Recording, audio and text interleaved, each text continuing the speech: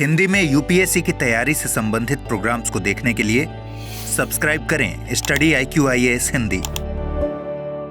नमस्कार, बहुत बहुत स्वागत है आप सभी का स्टडी IQ IAS हिंदी में। मेरा नाम है अतुल जैन। एनसीईआरटी की हमारी इस लेक्चर सीरीज के आज के इस लेक्चर में आप सभी का स्वागत है। मेरे ख्याल से हमारा 32वां लेक्चर है। स्टैंडर्ड 11th के चैप्टर 2 पे हम आ गए हैं। स्टैंडर्ड 11th से, जैसा आपको मैंने पहले बताया, थोड़ी गंभीर इकोनॉमिक्स जो है, जो आपके आगे जाकर पूरे विषय की समझ और पकड़ बनाने में मदद करेगी, वो वाली इकोनॉमिक्स यहां से शुरू हो जाती है। तो गंभीरता बनाकर रखिए, ये बहुत आवश्यक है इसको समझने के लिए। चलिए शुरू करते हैं फटाफट। तो पिछली क्लास में हमने पढ़ा था कि भाई ये माफ कीजिएगा, ये जो क्षेत्र होता है आपका, ये जो आपका पूरा क्या बोलते हैं, जो आपकी पंचवर्षीय योजनाएं हैं, इन पंचवर्षीय योजनाओं के लक्ष्य क्या थे, ये आपको मैंने पिछली क्लास में बताया था। आपको याद होगा पिछली क्लास जो थी, हाँ जी, एक बार पिछली क्लास के नोट्स देख ले तो हमको ज्यादा अच्छे से याद आ जाएगा। हाँ, एनसीईआरटी लेक्चर 31 यहां पे हम देख सकते हैं। पिछली क्लास के हमारे नोट्स हैं ये। तो भाई हम देख सकते हैं कि पिछली क्लास में हमने क्या किया था। ये जो 4 लक्ष्य हमने अर्थव्यवस्था के पंचवर्षीय योजनाओं के स्थापित किए थे, समृद्धि, आधुनिकीकरण, क्या हुआ भाई, हाँ, आत्मनिर्भरता और समानता, ये 4 लक्ष्य हमने स्थापित किए थे एनसीईआरटी किताब के आधार पे कि ये 4 लक्ष्य जो होते हैं, ये होते हैं आपकी माफ कीजिएगा, आपकी पंचवर्षीय योजनाओं के ये 4 लक्ष्य होते हैं। इनमें से समृद्धि पर हमने थोड़ी बात कर भी ली थी। तो आज हम समृद्धि के आगे की बात शुरू करेंगे। आज हम समृद्धि के आगे जाएंगे और समृद्धि के आगे जो हमारा अगला बिंदु है, लेक्चर 32 की शुरुआत करते हैं। जो हमारा अगला बिंदु है वो है आधुनिकीकरण। पंचवर्षीय योजनाओं के 4 उद्देश्य हैं, चारों के बारे में जानकारी प्राप्त होनी चाहिए। पहला उद्देश्य समृद्धि हम पिछली क्लास में कर चुके। आज जो है दूसरे उद्देश्य पे बात करते हैं, यह है आधुनिकीकरण। यार, आधुनिकीकरण तो मुझे समझाने की आवश्यकता है क्या? मतलब आप अपने जीवन में, हम लोग जो हैं वो उस समय, उस कालखंड में हैं जिस समय शायद सबसे तेजी से आधुनिकीकरण हो रहा है। ये बात हम जानते हैं। जो टेक्नोलॉजी 2 साल 3 साल पहले आ जाती है वो पुरानी हो जाती है, ये हम जानते हैं। हर रोज नई चीजें आ रही हैं, हर रोज नए उत्पादन आ रहे हैं, अब आर्टिफिशियल इंटेलिजेंस आ गया है, पहले नहीं होता था। और अगर आप देखें, मतलब आप अगर अपने माता पिता से बात करें, आप अगर एक पीढ़ी पीछे भी जाकर देखें, अपने माता पिता से भी बात करें, तो आपको पता चलेगा कि मात्र कुछ दशकों पहले जीवन किस तरह का था। मतलब आप देखिए, आपके जीवन में शायद कुछ भी कॉमन नहीं है। इस बात को समझिए कि आपके माता पिता के जीवन से आपके जीवन में शायद बहुत कम चीजें अब कॉमन रह गई हैं, क्योंकि हर चीज का आधुनिकीकरण हो गया है। सोचकर देखिए कितना अभूतपूर्व है। आप अपने माता पिता को अगर बताएं कि जब वो विद्यार्थी थे तो एक ऐसे कंप्यूटर, लैपटॉप या फोन पर बैठकर आपसे हजारों किलोमीटर दूर बैठे हुए एक टीचर के लेक्चर को सुनकर सीख पाना, क्या आपके माता पिता इसका सपना भी देख सकते थे? आपके माता पिता की जो पीढ़ी थी, शायद वो सपने में भी ऐसा नहीं सोच सकते थे। और आप लोग सभी ये सब चीजें आज कर रहे हो। तो ये क्या है? ये आधुनिकीकरण है। और ये आधुनिकीकरण हर चीज में हुआ है, कहीं भी ऐसा नहीं हुआ। तो आपके हर क्षेत्र में, अर्थव्यवस्था के हर क्षेत्र में आधुनिकीकरण हुआ है। नई चीजें, जो नई आप तकनीक कह सकते हो, नए उत्पाद कह सकते हो, नई रणनीति कह सकते हो, हर जगह ये लागू हुई है। ये बात सही है? तो ये आधुनिकीकरण जो है भाई, हम सब जानते हैं कि आधुनिकीकरण से क्या होता है। हाँ जी, आधुनिकीकरण से एक जो सिंपल सा फर्क होता है, हाँ जी, तो आधुनिकीकरण से एक जो सबसे बड़ा फर्क जो पड़ता है वो होता है कि उत्पादन जो होता है उसमें वृद्धि होती है। ये कोई डाउट नहीं है भाई। कंप्यूटर आने के पहले या ये सारी चीजें, मशीनें आने के पहले कोई व्यक्ति हाथ से जितना सामान बना सकता था उसमें, और अब कंप्यूटर आने के बाद जो है वो उत्पादन जिस तरह से किया जा सकता है, उसमें फर्क है कि नहीं है? कॉमन सेंस की बात है ना यार। अगर मैं आपको 1000 नामों की सूची दूं और कहूं कि इनको अल्फाबेटिकली अरेंज करके मेरे को दो, आप अगर मैनुअली करोगे कि ए से शुरू होने वाले नाम, फिर बी से शुरू होने वाले नाम, हो सकता है आपको ये नाम, और हो सकता है 1000 नाम हो सकता है मैं आपको 10,000 ऐसे नाम दे दूं। अगर मैं आपको 10,000 ऐसे नाम दे दूं तो मैनुअली आपको ये करने में शायद पूरा दिन लग जाएगा कि नहीं लग जाएगा? लेकिन अगर आप कोई कंप्यूटर पे, आप में से लोग जो लोग काम करते होंगे वो जानते होंगे, आप एक्सेल शीट में वो डेटा डाल दीजिए। एक्सेल शीट में वो डेटा डालने के बाद आप लिटरली 2 सेकंड में ये काम कर सकते हो। एक्सेल शीट में बस आपको एक बार सॉर्टिंग करनी है, सॉर्टिंग करके वो अपने आप ये काम हो जाएगा, जिसमें 2 सेकंड लगते हैं। तो अब आप समझ रहे हो, तो अभी आप जो है, आपका प्रेशियस टाइम बचा। पहले एक व्यक्ति का पूरा दिन इस काम में जाता था, अब वो काम 2 सेकंड में हो जाता है। तो निश्चित तौर पे लोग अतिरिक्त काम कर पाते हैं। आधुनिकीकरण से क्या होता है, उत्पादकता बढ़ती है। तो ये याद रखिएगा। देखिए, ये कहने को अलग अलग चीजें हैं। हमने समृद्धि की बात की थी पिछली क्लास में, आज हम आधुनिकता की बात कर रहे हैं, आधुनिकीकरण की बात कर रहे हैं। लेकिन आधुनिकीकरण से भी उत्पादन बढ़ेगा और समृद्धि होगी। ये सब चीजें आपस में जुड़ी हैं, एक दूसरे से अलग नहीं है। आप आधुनिकीकरण करोगे, नई तकनीक लाओगे, नए संसाधन लाओगे, उनसे उत्पादन बढ़ेगा, उत्पादन बढ़ेगा तो समृद्धि भी होगी। एक बात जो आपकी पुस्तक यहां पर कहती है कि आधुनिकीकरण के अंदर सामाजिक विचार भी शामिल होने चाहिए। सामाजिक विचारों का आधुनिकीकरण जो है ये भी शामिल होना चाहिए। ये अपने आप में बहुत जरूरी है। जैसे अगर आप कहने को आप मशीनें प्रयोग कर रहे हैं, लेकिन आपका विचार यह है कि यार महिलाओं को काम नहीं करना चाहिए, महिलाओं को पढ़ना नहीं चाहिए, महिलाएं जो है वो घर पे रहें और केवल घर का कामकाज करें, यही उनके लिए सही है, तो यार ये तो उचित बात नहीं है। इसके अलावा अगर आपको ऐसा लगता है कि केवल कुछ जातियों को काम करना चाहिए, बाकी जातियों को उनकी सेवा करनी चाहिए, तो ये बात भी उचित नहीं है।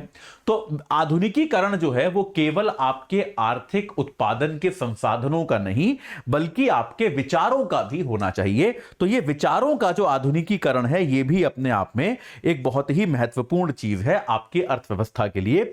ये बात यहां पर कही गई है आपकी पुस्तक के अंदर।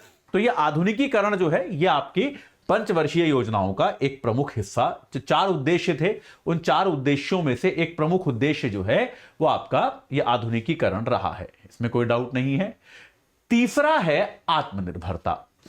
ठीक है, अब आत्मनिर्भरता का मतलब क्या है? हालांकि आत्मनिर्भरता जो है उसकी अपनी एक यात्रा रही है। एक जमाने में हम आत्मनिर्भरता बहुत ज्यादा रखते थे, फिर हम विदेशी व्यापार पर निर्भर हो गए।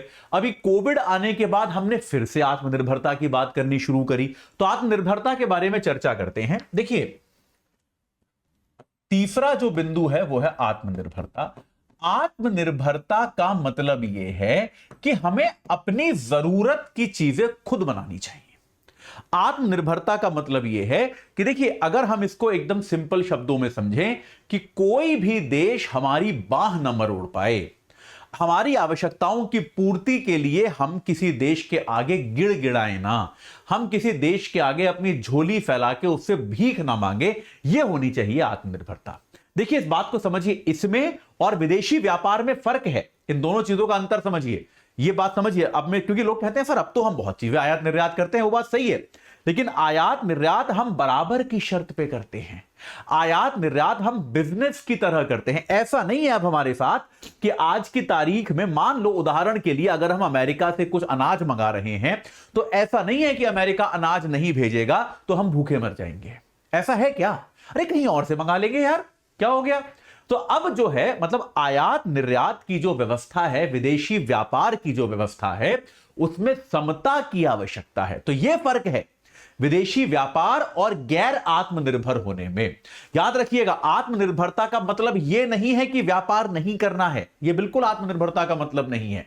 आत्मनिर्भरता का मतलब यह है कि आपको ऐसे निर्भर नहीं हो जाना है कि यार अगर अमेरिका ने हमको अनाज, जैसे 60-70 के दशक में था कि अगर अमेरिका हमको अनाज, 60 के दशक में था खासतौर पे, उसके जवाब में हरित क्रांति हुई, जिसके बारे में आज नहीं तो अगली क्लास में चर्चा करेंगे, कि अगर अमेरिका अनाज नहीं भेजेगा तो भैया भारत में तो भुखमरी फैल जाएगी। यह है, इस स्थिति से बचना आत्मनिर्भरता है। ये बात समझ में आई? इसके बारे में थोड़ी और चर्चा करेंगे, लेकिन उसके पहले एक बार आपको बता दूं कि भाई अगर आप इस बात को लेकर कंफ्यूज्ड हैं कि यूपीएससी की तैयारी के लिए कौन सी पुस्तकें पढ़ी जाएं, तो स्टडी IQ IAS हिंदी की 18 किताबों का सेट है जो आप ले सकते हैं। सभी किताबें इसमें सम्मिलित हैं, आपको इसके अलावा और कोई किताब लेने की कोई आवश्यकता नहीं पड़ेगी अगर आप इन किताबों को खरीद लेते हैं। AJ लाइव कोड लगा के आप इसको ले सकते हैं, तो आपकी चिंता खत्म हो जाएगी कि ये वाले पब्लिशर की लें कि वो वाली लें, कोई दोस्त ये कहता है, कोई दूसरी किताब कहता है, ये सारे समस्या खत्म हो जाएगी। और वहीं अगर आप NCERT की किताबों को लेकर चिंतित हैं कि आप खुद से किताबें पढ़ रहे हैं, पर आपको लग रहा है यार समझ ही नहीं आ रहा, इसमें तो बड़ी बच्चों वाली बातें भी लिखी हैं, कई बातें बड़ी कॉम्प्लिकेटेड भी लिखी हैं, पता नहीं क्या पढ़ना है क्या नहीं पढ़ना। चिंता छोड़ दीजिए, आप हमारा कंपाइलेशन पढ़िए। हमने 5 किताबें कंपाइल करी हैं, हिस्ट्री, ज्योग्राफी, पॉलिटी, इकोनॉमिक्स और साइंस एंड टेक्नोलॉजी की। एनसीईआरटी से यही पढ़ना होता है। ये 5 किताबों का कंपाइलेशन एजे लाइफ कोड लगा के आपको 1200 रुपए का मिल जाएगा, 1199 का।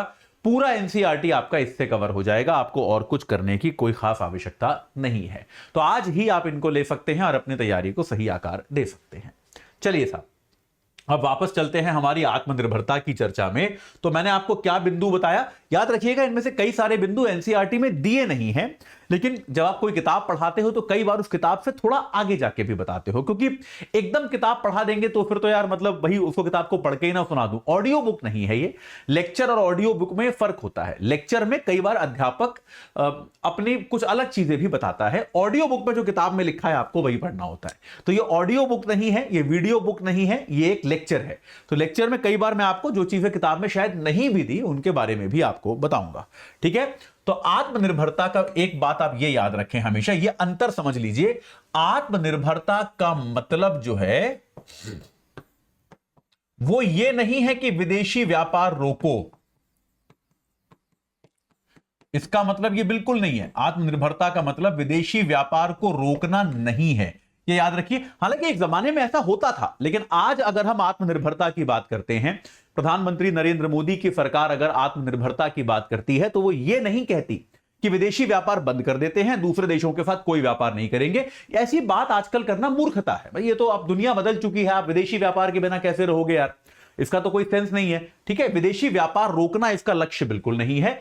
आत्मनिर्भरता का मतलब यह है कि आवश्यकता के लिए, आप अपनी आवश्यकता के लिए पूर्णतः निर्भर नहीं हो, यह जरूरी है कि आप अपनी आवश्यकता के लिए पूर्णतः निर्भर किसी पर भी नहीं हो। एक बार आपकी पुस्तक में देख लेते हैं, थोड़ा सा पुराना इंटरप्रिटेशन है किताब में। एनसीईआरटी की किताबों के साथ ये प्रॉब्लम है, वो बहुत ज्यादा अपडेट नहीं करते हैं, लेकिन तब भी आपको समझा देता हूं इन्होंने भी क्या लिखा है। देखिए, अच्छा, इनके बारे में बताने के पहले 1991 के पहले हम जो हैं विदेशों से बहुत सारी चीजें मंगाने को लेकर या उनसे ज्यादा व्यापार करने को लेकर थोड़े से सशंकित रहते थे। यह बात सही है। 1991 के पहले हमको ऐसा लगता था हमारी अर्थव्यवस्था जो थी एक बंद अर्थव्यवस्था थी। हम अपने आंतरिक उत्पादन और आंतरिक जो आदान प्रदान है खाली उस पर ही भरोसा करते थे। उसका एक बड़ा कारण यह भी है, भाई देखो, इतिहास जो है हम सीखते हैं। हमारा इतिहास यह था कि अंग्रेज हमारे साथ व्यापार करने आए थे और राजा बन गए। ये बात तो हमको पता है, इतिहास में हम सबने पढ़ी है। ईस्ट इंडिया कंपनी कोई यहां पे शासन करने थोड़े ना आई थी, वो तो व्यापार करने आई थी। पर व्यापार की आड़ में उसने भारत पर कब्जा करने की प्रक्रिया शुरू कर दी। तो जब आप एक लंबे कई सौ वर्ष के संघर्ष के बाद आजाद होते हो, तो जब आप आजाद होते हो तो उसका ट्रॉमा, उसका दर्द, उसकी जो चुभन होती है वो आपको रह जाती है। और ये चुभन भारत को रह गई। और इस कारण से क्या हुआ कि आप इस बात को समझिए कि देखिए, यहां पर समझा है कि हाल में विदेशी शासन से मुक्त हुए देश के लोगों की आत्मनिर्भरता की नीति को महत्व देना समझा जा सकता है। तो भाई इसीलिए भारत की नीति उस समय यह थी। हमारी पहली 7 पंचवर्षीय योजनाओं में आत्मनिर्भरता को बहुत महत्व दिया गया है। आत्मनिर्भरता का मतलब यह नहीं था कि हम हैवी मशीनरी नहीं मंगाएंगे। थोड़ा सा मैं अभी भी मानता हूं इस बात को कि हालांकि आजकल ये थोड़ा सा आउट ऑफ फैशन विचार है। मैं इस बात को अगर अपने 4 अर्थशास्त्री मित्रों को बोल दूंगा तो वो लोग मेरे से बात करना बंद कर देंगे। मुझे अब भी लगता है कि विदेशी व्यापार में उन चीजों को प्राथमिकता देनी चाहिए जो बहुत हाई टेक्नोलॉजी वाली चीजें हैं। जैसे अगर आपको बहुत एडवांस लेवल की मशीनरी चाहिए, वो आप आयात करो, जम के, कोई बुराई नहीं है, कोई दिक्कत नहीं। अगर आपके यहां नहीं बन रही है, बाहर ज्यादा अच्छी मशीनरी बन रही है, बनाओ, कोई दिक्कत नहीं है। पर आप एक बात बताओ, मतलब मेरा एक सवाल है, हालांकि मैं खुद अर्थशास्त्र का टीचर हूं और मैं खुद पूंजीवाद और उदारवाद की बात करता हूं हमेशा, लेकिन आप एक बात बताइए, आलू के चिप्स में ऐसा क्या है जो हम विदेशों से आयात कर रहे हैं? आलू के चिप्स बनाने में ऐसी कौन सी बहुत बड़ी टेक्नोलॉजी है, या टमाटर की सॉस बनाने में ऐसी कौन सी बहुत बड़ी टेक्नोलॉजी, कौन सा बहुत बड़ा रहस्य है कि विदेशी कंपनियों की टमाटर की सॉस यहां पर बिक रही है और हम उसको आयात कर रहे हैं। ऐसा नहीं है कि नहीं कर रहे, मतलब ठीक है, बाहर की भी बिके, भारत की भी बिके, लेकिन उसका आयात हमारी प्राथमिकता नहीं होनी चाहिए। हमारी प्राथमिकता जो है, ये मेरा अपना व्यक्तिगत विचार है, बाकी आप अपना अलग विचार रख सकते हैं। मेरा व्यक्तिगत विचार है कि हमको प्रतिबंधित नहीं करना है, लेकिन बाहर से जो ये कपड़े धोने का साबुन, टमाटर की सॉस, आलू के चिप्स, अरे यार मतलब ये चीज तो हम यहां पे भी आराम से बना सकते हैं ना। इनमें तो हम अपने देश के उद्योगों को बढ़ावा दे सकते हैं, जो हाँ बहुत हाईटेक चीजें हैं, बहुत ज्यादा महत्वपूर्ण मशीनरी है। जो कैमरा मेरे सामने है फॉर एग्जांपल, जिसमें मैं पढ़ा रहा हूं, ये एक जापानी कैमरा है, शानदार क्वालिटी का कैमरा है, आप देख सकते हैं, video clarity on all that, और बिना कैमरामैन के चलता है, इसमें कोई कैमरामैन काम नहीं कर रहा है, लेकिन तब भी ऑटोमेटिक सेटिंग इसकी इतनी शानदार है। तो यार ये आप मंगा सकते हैं, इसमें कोई दिक्कत नहीं है, ये बहुत बढ़िया बात है। तो ये जो चीजें हैं, तो हमारी 7 पंचवर्षीय योजनाओं का मतलब भी यह था कि उन चीजों के आयात से बचा जाए जिनका देश में उत्पादन संभव है। तो शुरुआत में भी जो पहली 7 जो हमारी पंचवर्षीय योजनाएं थी, पहली 7 पंचवर्षीय योजनाएं जो थी, उनमें क्या था, जिनका देश में उत्पादन संभव, उनका आयात नहीं करेंगे भाई। तो सरकार बहुत, तो इसीलिए आप देखेंगे उस समय विदेशी व्यापार बहुत मुश्किल था। अगर आपको कोई चीज मंगानी है बाहर से, तो आपको सरकार से तमाम तरह की अनुमतियां लेनी पड़ती थी। आप किसी विदेशी कंपनी के साथ आसानी से व्यापार नहीं कर सकते थे, सरकार बहुत कठोर नियंत्रण रखती थी। ठीक है, 7वीं पंचवर्षीय योजना तक इस तरह की नीति के साथ हमने काम किया, इस तरह की नीति हमने चलाई। ठीक है, ये बात क्लियर है। इसके अतिरिक्त हाँ, एक आशंका इसमें यह भी थी कि आयातित खाद्यान्न, विदेशी प्रौद्योगिकी और पूंजी पर निर्भरता, यह बात तो सच है। देखो, ये तो हमको मानना पड़ेगा कि कहीं ना कहीं हमारे देश की संप्रभुता के साथ समझौता तो होता है। यह बात मानने वाली है कि नहीं है यार? अगर आप जिस देश के साथ बहुत ज्यादा आयात करते हो, आयात निर्यात करते हो, वो देश आपकी आंतरिक नीतियों में दखल दे सकता है कि नहीं दे सकता? ये बात बताइए भाई। ये वही वाली बात है ना कि अगर आप जो है, ये तो मैं परिवारों में भी कहता हूं कि अक्सर लोग कहते हैं कि भाई क्या बोलते हैं कि हमारे परिवारजन जो है हमारे जीवन में बहुत दखल देते हैं। यार देखो, परिवार मतलब वो ठीक है, एक विवादास्पद मुद्दा है, लेकिन जब तक आप आर्थिक तौर पर किसी पर निर्भर हो, तब तक आप पूरी तरह से आजाद हो नहीं सकते। यह बात फैक्ट है, यह बात तो माननी पड़ेगी, और यह जीवन का सत्य है कि अगर आप आर्थिक तौर पर दूसरे देशों पर निर्भर हो, आज अगर आप मान लीजिए अपने रक्षा के मामलों के लिए अमेरिका पे निर्भर हो, आप अपने खाद्यान्न के लिए अमेरिका पे निर्भर हो, तो आपके देश के अंदर नीतियां क्या बनेगी, इनमें अमेरिका दखल अंदाजी कर सकता है और आप उसको मना नहीं कर पाओगे। बात लॉजिकल है कि नहीं है भाई? जब अमेरिका ही लिटरली आपकी पूरी मदद कर रहा है, या कोई और देश आपकी पूरी मदद कर रहा है, तो आप उसकी बात को कैसे टालोगे? तो आपके देश की संप्रभुता से समझौता हो सकता है। यह एक इसमें बड़ा खतरा है। इतनी सी ही बात इन्होंने यहां पर बस बताई है आपकी किताब में। आगे जाके और चर्चा करेंगे आने वाले चैप्टरों में, इस बारे में और बात करेंगे। संप्रभुता से समझौता इसमें हो सकता है। ठीक है, चलिए, हमने क्या क्या देख लिया?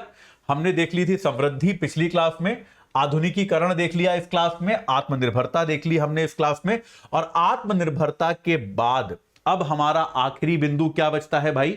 इसमें हमारा आखिरी बिंदु क्या बचता है? समानता। समानता तो मतलब भाई हम जानते हैं ना, हम उस देश में रहते हैं जहां करोड़ों लोग भूखे हैं, जहां पे बहुत लोगों के पास खाद्यान्न नहीं है, जीने के लिए, अपना जीवन यापन करने के लिए पर्याप्त संसाधन नहीं है, और एक अरबपति के पुत्र की शादी में हजारों करोड़ रुपए का खर्चा होता है, पूरे समय चर्चा उसकी रहती है। यह बात तो स्पष्ट है। तो भाई ऐसे में जो है ये एक चिंताजनक बात है। संसाधनों का समान वितरण जो है वो अपने आप में आवश्यक है। केवल समृद्धि, आधुनिकीकरण, आत्मनिर्भरता द्वारा ही जनसामान्य के जीवन को सुधारा नहीं जा सकता।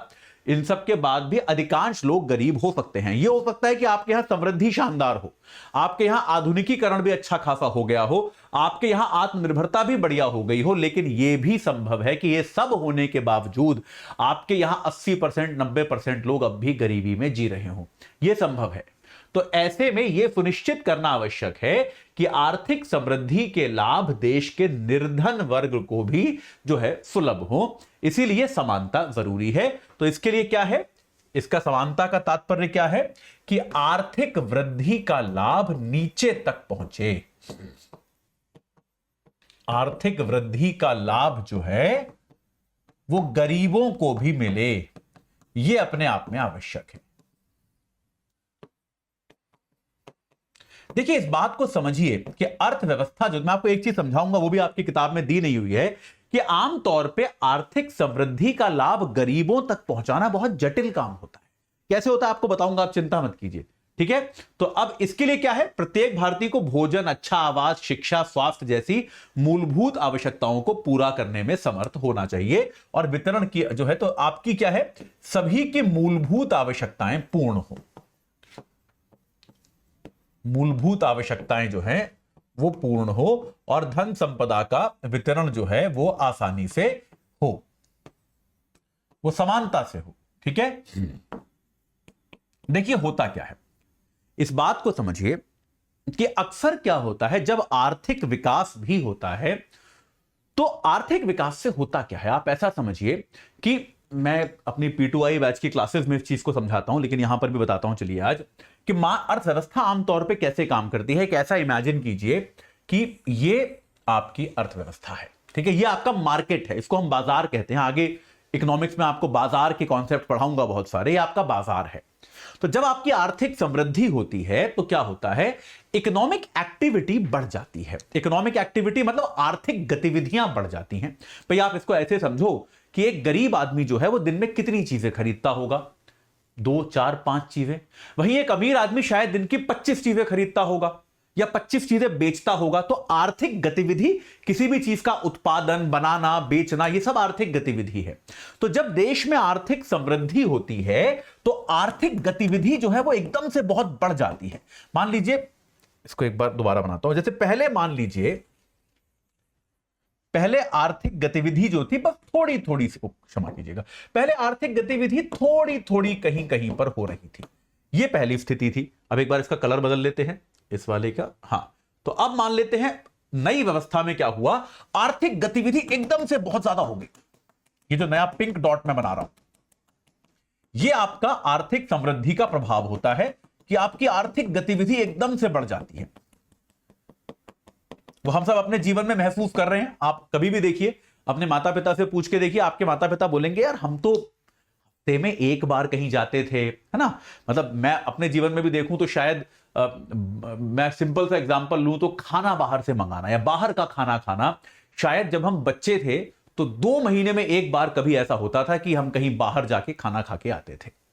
अब कैसा हो गया है, उसका एक बड़ा फैक्टर यह भी कि शायद मैं एक बड़े शहर में रहता हूं, लेकिन अदरवाइज भी आप देखें अगर, तो अब इतना तो नहीं है। अगर आप आमतौर पे हर 10 दिन, 15 दिन, एक हफ्ते में एक बार कुछ ना कुछ तो बाहर का खा लेते हो। ऐसा होता है कि नहीं होता है। तो आर्थिक गतिविधियां आपकी बढ़ी हैं जब समृद्धि बढ़ती है, ये कॉमन चीज है। प्रॉब्लम क्या होती है, तो जो लोग इस अर्थव्यवस्था के अंदर थे उनको तो लाभ होता है। प्रॉब्लम क्या है, लेकिन मार्केट प्लेस में आने के लिए, क्या मार्केट प्लेस में हर कोई शामिल है? समस्या यह है कि मार्केट में हर कोई तो शामिल ही नहीं है। बहुत सारे बेचारे ऐसे लोग भी हैं जो इस मार्केट प्लेस के बाहर खड़े हुए हैं। इसमें कौन लोग हैं? अशिक्षित लोग हैं, जिनके पास कोई स्किल सेट नहीं है, जिनके पास रहने को घर नहीं है, जिनके पास ढंग का स्वास्थ्य नहीं है, विकलांग लोग हैं। ये लोग क्या है, ये मार्केट प्लेस के बाहर है, इन्हें अर्थव्यवस्था में जगह ही नहीं मिल रही। तो अर्थव्यवस्था में गतिविधि कितनी भी तेज हो जाए, इनको तो फायदा होगा ही नहीं। इन्हें क्या फायदा होगा? तो बात समझ रहे हो कि नहीं समझ रहे हो? ये लॉजिक समझिए, इसको चित्र से मैं हमेशा समझाता हूं, तो ये याद रखिए। तो ये मत कहिए कि भाई अर्थव्यवस्था बहुत तेज चलेगी तो सबको फायदा होगा। ये लोग जो है, ये तो बेचारे अर्थव्यवस्था के बाहर बैठे हुए हैं भाई। इनको जब तक आप, इसीलिए मूलभूत आवश्यकताओं को सरकार को प्रदान करना बहुत जरूरी है। भले ही वो शिक्षा हो, स्वास्थ्य हो, सरकार शिक्षा देगी फ्री की, स्वास्थ्य देगी, ट्रेनिंग देगी, है ना, कौशल विकास करेगी, तो ये लोग इस सर्कल के अंदर आना शुरू होंगे। बात समझ में आई कि नहीं आई?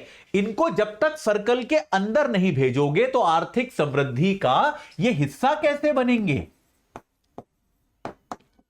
बात समझ में आई कि नहीं आई? ये आर्थिक समृद्धि है, ये बाजार है। तो बाजार का अगर ये हिस्सा ही नहीं है तो कैसे होगा भाई? तो ये जो है ये अपने आप में बहुत इंपॉर्टेंट बात है। इस डायग्राम को हमेशा याद रखिएगा, बनाइए मत बनाइए आपकी मर्जी है, लेकिन याद रखिएगा अपनी अंडरस्टैंडिंग के लिए। ठीक है जी, ये बात क्लियर हो गई। तो समानता जो है, बेसिकली चौथा बिंदु हमारा क्या था? समानता। वो समानता बहुत आवश्यक है। समानता के लिए सरकार को प्रयास करना चाहिए। कोई भी ये नहीं कहता कि हर व्यक्ति एकदम समान होना चाहिए, वो ना तो संभव है ना ही वो उचित है, ये बात ऑब्वियस है। ठीक है, लेकिन ये बात भी सही है कि कम से कम मूलभूत आवश्यकताएं पूरी करके सबको यहां भागीदारी करने का हिस्सा मिलना चाहिए, सबको यहां भागीदारी करने का अवसर मिलना चाहिए। ये बात क्लियर है? जैसे अब लोग कहते हैं कि भाई टैलेंटेड को मौका मिलेगा। यार टैलेंट भी काफी हद तक इस पर निर्भर करता है ना कि आपको किस तरह की सुविधाएं मिली। ये बात सही है कि नहीं है भाई? आप जो हैं, एक बच्चा, आप विद्यार्थी की ही बात करें, हम कहते हैं कि नहीं मार्केट तो भाई बाजार, अक्सर ये कहा जाता है कि बाजार तो एकदम निष्पक्ष होता है, कि बाजार के अंदर तो जिसमें प्रतिभा है वो उसका चल जाएगा। अरे बाबा, लेकिन बाजार के अंदर आने का मौका तो दो। ये बेचारे लोग तो बाहर ही रह गए बाजार के, तो इनके साथ तो गलत हो ही गया ना। बाजार के अंदर ठीक है, फिर मैं समझता हूं कि चलो भाई टैलेंट है, फिर तो जिसने अच्छा किया वो जीत गया, जिसका बिजनेस बढ़िया था वो चल गया, जिसका व्यापार सही था वो चल गया। लेकिन यहां आने का मौका तो दोगे आप। बात समझ रहे हो कि नहीं? तो यहां आने तक का कम से कम सुनिश्चित करना बहुत आवश्यक है। चलिए आगे बढ़ते हैं जल्दी से। ये चर्चा थोड़ी लंबी हो गई लेकिन जरूरी है, यह आपको याद रहना चाहिए, समझ में आना चाहिए। हाँ जी, तो ये इन लक्ष्यों की प्राप्ति कैसे हुई इसको हम समझने का प्रयास करेंगे। अच्छा, तो सबसे पहले कृषि के बारे में बात करते हैं, लेकिन कृषि के पहले ये वाला बॉक्स देख लेते हैं, या फिर इस बॉक्स को हम छोड़ देते हैं। इस बॉक्स को यहीं पे, ये बॉक्स यहीं पे कवर हो जाता है।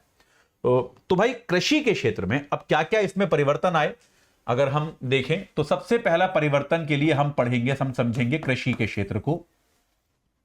तो कृषि के क्षेत्र में क्या हुआ भाई? भारत में आजादी के पहले जैसा आपको मैंने बताया, कृषि की ना तो कुछ खास वृद्धि हुई, क्योंकि यार देखो अंग्रेजों की कोई रुचि नहीं थी। उसका एक बड़ा कारण यह था, अंग्रेजों को कोई फर्क नहीं पड़ता था, उनका कोई इंटरेस्ट नहीं था कि इस देश का कोई विकास हो। उन्होंने बिल्कुल ध्यान नहीं दिया, उनकी कोई रुचि नहीं थी। उनको लगा हमें क्या करना है, लूटना वूटना है और घर जाना है यार, हमें क्या मतलब है कि यहां पे विकास हो। तो ना तो कृषि में कोई वृद्धि हुई और ना ही समता रह पाई। तो अब जो है, इसके अलावा बहुत कुछ किसान बहुत बड़े हो गए, कुछ किसान बेचारे भूमिहीन रह गए, ये भी हमारे यहां था। तो आजादी के बाद इन दोनों चुनौतियों पर विचार किया गया। कृषि की दो चुनौतियां क्या थी? उत्पादकता बहुत खराब थी, उत्पादकता खराब थी, और बेहद ज्यादा विषमता थी कि कुछ लोग बहुत ही गरीब थे, बेचारे भूमिहीन थे, और कुछ लोग जो हैं उनके पास भारी भरकम जमीन थी, बहुत जमीन थी। तो ये दोनों तरह की समस्याएं, ये दो प्रमुख समस्याएं आपको कृषि के क्षेत्र में नजर आती हैं अगर आप आजाद भारत को देखते हैं, अगर आप स्वतंत्र भारत को देखते हैं। तो इन दोनों समस्याओं के समाधान का सरकारों ने प्रयास करना शुरू किया। तो पहला समाधान जो था वो था भू सुधार। ये बहुत इंपॉर्टेंट है। आप यूपीएससी के, हालांकि बहुत पुराना टॉपिक है भू सुधार, लेकिन यूपीएससी के आपके अगर आप सिलेबस देखेंगे तो आप पाएंगे कि भाई आपके यूपीएससी के सिलेबस में भूमि सुधार जो है, लैंड रिफॉर्म्स, अभी भी एक टॉपिक है। और जनरली हर साल मेंस में एक सवाल आता है लैंड रिफॉर्म से, और 5 पेज के नोट्स हैं बस लैंड रिफॉर्म्स के। तो ये मैं इनको हमेशा जब मैं P2I बैच में पढ़ाता हूं तो मैं कहता हूं ये फ्री के 10 नंबर हैं, कि ये फ्री के 10 नंबर हैं, क्योंकि 5-7 पेज के नोट्स हैं, एक चैप्टर है बस, और हर साल एक सवाल पूछा ही जाता है क्योंकि ये सिलेबस में दिया हुआ है। तो भू सुधार जो है, इसका मतलब क्या था यार? देखो आपने लगान वगान पिक्चर देखी होगी। तो अंग्रेज क्या करते थे, उन्होंने क्या किया, उन्होंने जो है एक तो हमारे यहां मतलब बिचौलिए बहुत बना दिए थे। ये जो जमींदार थे, जागीरदार थे, ये यार उत्पीड़न करते थे बस। इनका भाई आपको कायदे में अगर आपको किसानों के ऊपर बिठाया गया है उनका एक तरह से बॉस बनाकर, तो आप भाई किसी कंपनी में जो बॉस होता है वो केवल डांटता थोड़ा ना है, वो आपकी मदद भी तो करता है, आपको चीजें भी तो सिखाता है। पर ये जमींदार जागीरदार टाइप के लोग जो थे, ये तो खाली उत्पीड़न करते थे, खाली वसूली करते थे, कृषि के विकास में इनका कोई योगदान नहीं था। तो सरकार ने जो, अच्छा एक इंपॉर्टेंट चीज जो इसमें आती है वो आती है स्वामित्व का लाभ। ये बॉक्स को ही देख लेते हैं, ये वाला बिंदु अगली क्लास से करेंगे क्योंकि समय ज्यादा बचा नहीं है। यार देखो बहुत सीधी सीधी बात है, स्वामित्व से का जो मोटिवेशन है इसको एक बार समझ लेते हैं। ये वाले बॉक्स पर ही चलते हैं। हां जी, तो देखो स्वामित्व से लोगों को प्रेरणा मिलती है। बहुत लॉजिकल बात है कि यार अगर कोई चीज ऐसी है जो आपकी अपनी है तो आप उसमें बेहतर काम करोगे या नहीं करोगे, है ना? ये बात सही है कि नहीं? अगर कोई चीज ऐसी है, जैसे हम एग्जाम्पल देखते हैं अक्सर कि कई जिलों में एग्जाम्पल आता है कि यार कलेक्टर ने अपने बच्चे को सरकारी स्कूल में भर्ती करा दिया या आंगनवाड़ी में भर्ती करा दिया। ऐसा क्यों कराया कलेक्टर ने? कलेक्टर तो कहीं भी डाल सकता था, क्योंकि अब उसको पता है कलेक्टर का बच्चा पढ़ रहा है, तो उसको पता है कलेक्टर, स्कूल को पता है कि भैया कलेक्टर साहब रोज देखेंगे कि बच्चा क्या चल रहा है, बच्चे के साथ पढ़ाई में क्या चल रहा है, तो अब स्कूल को ढंग से पढ़ाना पड़ेगा। तो यह होता है स्वामित्व वाली प्रेरणा। जैसे एक सोवियत संघ का बड़ा अच्छा एग्जाम्पल दिया है। सोवियत संघ में क्या था, जमीन तो किसी की थी नहीं, सारी जमीन सरकार की थी, किसान लेबर करते थे, सरकार उनको तनख्वाह देती थी, कोई संपत्ति किसी की नहीं थी। तो किसान जो फल उगाते थे उन फलों की पैकेजिंग करते थे। तो अगर आप में से कई लोग किसान परिवार के बच्चे होंगे, यार मान लो आपने सेब उगाए या आपने कोई अमरूद उगाए, एक अमरूद फड़ा हुआ है, तो हर किसान परिवार का बच्चा इस बात को जानता होगा कि जब आप अमरूद के टोकरे बनाते हो या अमरूद की पेटी बनाते हो तो सड़े अमरूद को आप उसमें नहीं रखते।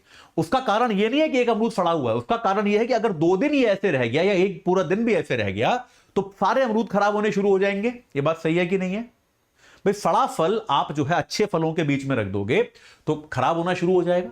लेकिन सोवियत संघ में किसान ऐसा करते थे क्योंकि उन्हें फर्क ही नहीं पड़ता था। वो कहते थे ना तो जमीन मेरी, ना ये उत्पाद मेरा, ये बिके ना बिके, लाभ हो हानि हो, मुझे क्या फर्क पड़ रहा है, मुझे कोई मतलब ही नहीं है। तो ये जो उनको हाथ में आया पैक करके बेचते थे, और बहुत ज्यादा हानि वहां पे सरकार को होती थी क्योंकि पैकेजिंग बहुत खराब तरीके से होती थी। तो वहीं अगर आप किसान को जमीन दे देते और कहते जो बिकेगा वो तेरा है हो जाएगा, तो किसान क्या करता? किसान फिर ध्यान से पैकेजिंग करता कि यार मैं जो है ध्यान रखूंगा कि सड़े गले फल को अलग रखूं ताकि सड़े गले फल से बाकी फल खराब ना हो जाए। तो भारत में भी यह एक कारक माना गया कि किसानों को, क्योंकि हमने स्वामित्व का अधिकार नहीं दिया था, स्वामित्व का अभाव था, और इस स्वामित्व के अभाव के कारण जो उनका प्रदर्शन था, जो उत्पादकता थी, वो कम था, वो खराब था। तो सरकार ने सोचा कि यार अगर हम किसानों को सीधे सीधे स्वामित्व देना शुरू कर दें तो हमारी दोनों प्रॉब्लम सॉल्व हो जाएंगी। एक तो उत्पादकता में सुधार आना शुरू हो जाएगा, यह बात क्लियर हो गया, और दूसरा विषमता भी अपने आप खत्म हो जाएगी। तो एक तीर दो शिकार कि हम अगर स्वामित्व जो है किसानों को देना शुरू कर दें तो हमारी दोनों प्रॉब्लम एक साथ सॉल्व होनी शुरू हो जाएंगी। यह सोचकर सरकार ने भूमि सुधार का जो प्रक्रिया है, जो प्रक्रम है, वो शुरू किया। अब ये भूमि सुधार क्या थे, कैसे किए गए, क्या सफल रहे, विफल रहे, क्या हुआ, ये सब आपको बताऊंगा अगली क्लास में। ठीक है, चलिए तो आज यहीं पर रुकते हैं, अभी के लिए इतना ही। जाते जाते आपको एक बार दोबारा बता दूं, अगर आप एनसीईआरटी की पुस्तकें पढ़ रहे हैं और कंफ्यूज्ड हैं कि यार क्या पढ़ें, कैसे पढ़ें, क्या इंपॉर्टेंट है, क्या इंपॉर्टेंट नहीं है, चिंता मत कीजिए। 5 किताबों का सेट है, एजे लाइफ कोड लगाएंगे 1200 रुपए का मिल जाएगा। History, geography, polity, economics, science and technology, ये 5 किताबें पढ़ लो, समझ लो एनसीईआरटी पूरी हो गई, कुछ और पढ़ने की आवश्यकता नहीं है। और अगर पूरे यूपीएससी के लिए क्या पढ़ना है इस चीज को की चिंता कर रहे हो तो भैया हमारी 18 किताबों का सेट है। एजे लाइव कोड लगाओगे तो मेरे ख्याल से 4500 रुपए का होता है, आप चेक कर लीजिएगा। एजे लाइव कोड लगाकर इन किताबों के अलावा आपको पूरे यूपीएससी की तैयारी के लिए और एक भी पुस्तक खरीदने की आवश्यकता नहीं है। अगर आप किताबें ऑर्डर कर रहे हैं हमारी ऐप से तो मैं फिर से एक बार आग्रह करूंगा, कृपया अपना एड्रेस ठीक से भरें, क्योंकि हर महीने ऐसे 3-4 मामले हो जाते हैं जब बच्चे अपना एड्रेस गलत भरते हैं, स्पेलिंग गलत डालते हैं, उसमें पिन कोड गलत डाल देते हैं। पिन कोड कैसे गलत डाल सकते हो यार? पिन कोड मतलब ढंग से पता करके डाल लो ना यार, गलत डालने का क्या मतलब है? फिर उनका जो कुरियर है वो यहां वहां कहीं भटकता रहता है, बड़ा समय लग जाता है। कृपया बहुत सावधानी पूर्वक आप एड्रेस भरें। जहां पे आप एड्रेस भरेंगे उसी के नीचे प्रोमो कोड भी लगता है एजे लाइव, और एड्रेस को जो आप भरेंगे वहीं पर आपकी किताबें भेजी जाएंगी। तो आज ही आप इनको खरीद लें और अपनी तैयारी को सही आकार प्रदान करें। इस क्लास से जुड़ने के लिए आप सभी का बहुत बहुत धन्यवाद। हिंदी में यूपीएससी की तैयारी से संबंधित प्रोग्राम्स को देखने के लिए सब्सक्राइब करें स्टडी IQ IAS हिंदी।